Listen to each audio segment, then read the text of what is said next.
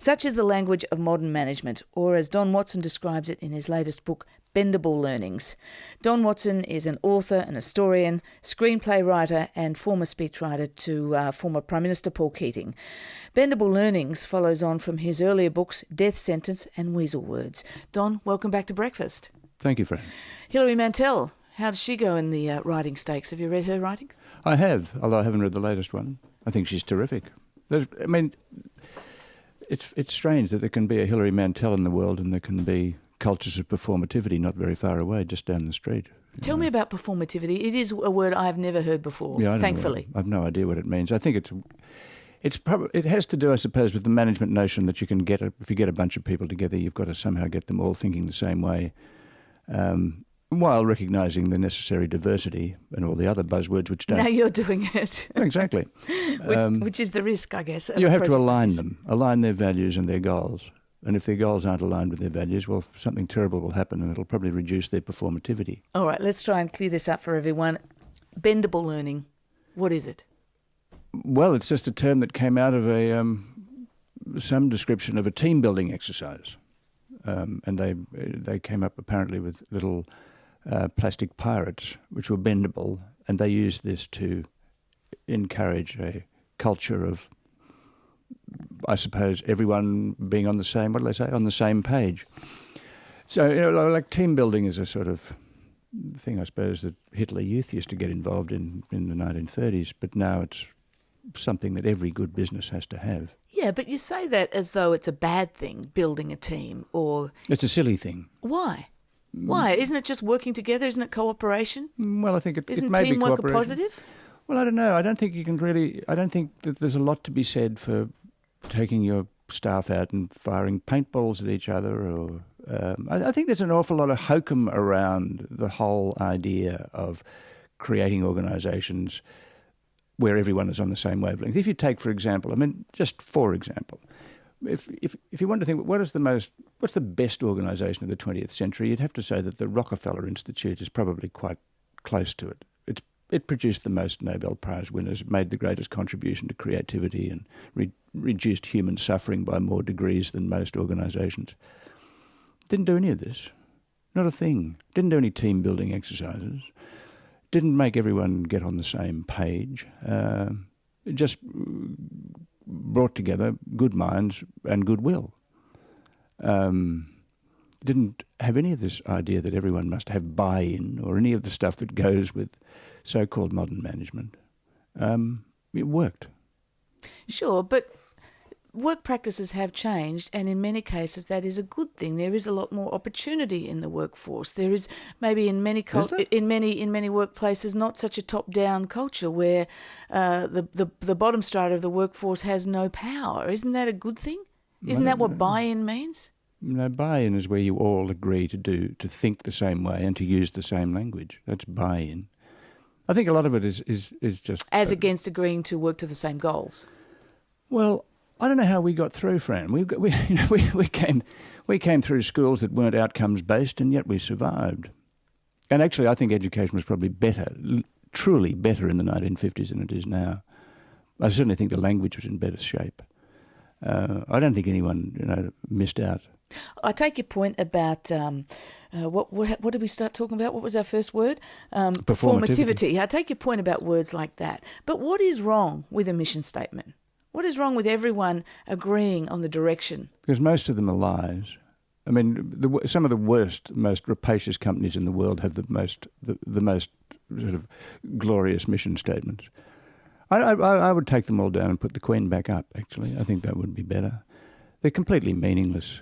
They're all the same. I mean, whether your business is, growing apples or whether it's selling arms, the mission statement will contain the same words. Yes, but is it any different than what perhaps you used to write when you were writing for a prime minister? A prime minister on an election campaign, an election launch. Isn't that one big mission statement? Isn't that a goal? No, there's a huge amount. Isn't Prime Minister Kevin Rudd's mission statement to help working families? Is it? I don't know. Does he have a mission statement? No, I don't think it is a mission statement. It's not something you nail to a wall. I mean, there are lots of forces in politics would try and push you in that direction to say the same things over and again, as you would know very well. I mean, an awful lot of political space is filled by absolute emptiness. It would be better if it was silence, or someone whistled, click, go the shears, than what an awful lot of politicians say on programs like this. And what you're saying is actually that these words are not just silly, but it's a darker meaning than that. You think that they're actually having a counter effect. You say modern management teams create a monoculture and a subservience. That's what it's designed to do, but hidden. Oh, I don't think there's any question. I mean, in fact, it's not even hidden. It's plain. I mean, that this is a culture of control, which is not necessarily bad. What's happened is the language in an information age has become the sort of the assembly line, and the few words that people now use. It's a very depleted language. It has no verbs. It's always in the passive voice. It's all abstract nouns. Sunset is a verb. Well, there are hundreds of new verbs, but it works in a way to take all the possibility out of language. And it's been picked up. It may work at some levels of private sector business, but it's been picked up everywhere. So it's all through education, and it's not just in the administration of education or the planning of education. It's in schoolrooms.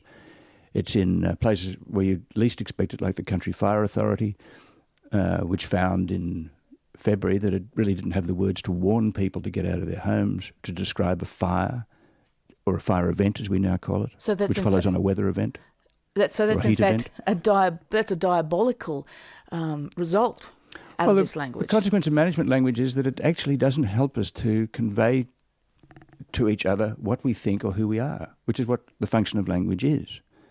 And management language is an appallingly depleted language, which might work in some work situations, but it doesn't do for a schoolroom, or a health department, or a hospital, or pretty well anywhere outside those places. And you mentioned the Country Fire Authority, the CFA, and the Victorian bushfires. What exactly happened there? Where do you think the language fell down, or this bendable learning language, this modern management language, got in the way? Well, when the leaders of the CFA were sent to management school and they learned a language. No, but I mean, what happened on the day, on the event? Oh, well. The event. See, I'm doing it. Exactly. Well, they were. It's in the transcripts.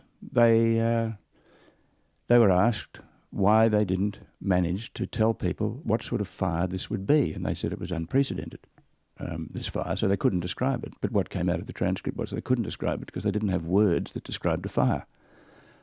A huge, unpredictable, out of control fire. And the Commission quoted to them a description of the fire in 1939, the Black Friday fires. They didn't have those words left to them. They really couldn't describe what a fire is, which is pretty basic when you think that, we learned this very early to warn people. That's one of the functions of language. We can say, I want, or look out.